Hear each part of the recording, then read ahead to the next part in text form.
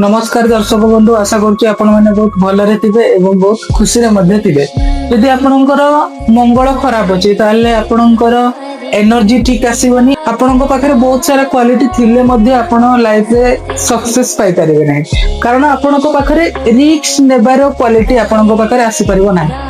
यदि आपण माने आपणकर मंगल को स्ट्रांग करिया पय चाहउछन्ते एवं मंगल आपणको एनर्जेटिक करे थाए, एनर्जी प्रदान करि थाए, कौनसी कार्य करिया पय आपणक भितरे ऊर्जा सृष्टि करि थाए मंगल ग्रह। तो यदि आपण माने मंगल को स्ट्रांग करिया पय चाहउछन्ते ताहाले आपण माने फर्स्ट कथा हला मझिरे मझिरे आपण ब्लड डोनेशन करिवे, जा द्वारा कि आपणकर मंगल जते वीक थिले मध्ये आपणको बहुत पॉजिटिव रिजल्ट मिलिबो। ता सहित आपणकर यदि मांगलिक दोष मध्ये अछि ताहार मध्ये नेगेटिव इफेक्ट आपणक लाइफ रे किछि पड़िबोनी।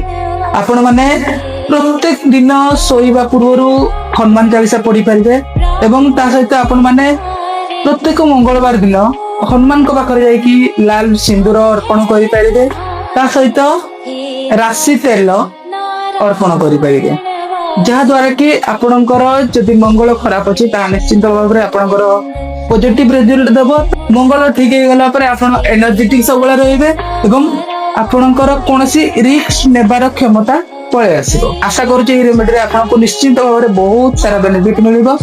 रहूची नमस्कार, जय जगन्नाथ। आपण माने बहुत भल रहंतु एवं बहुत खुशी रे मध्य रहंतु।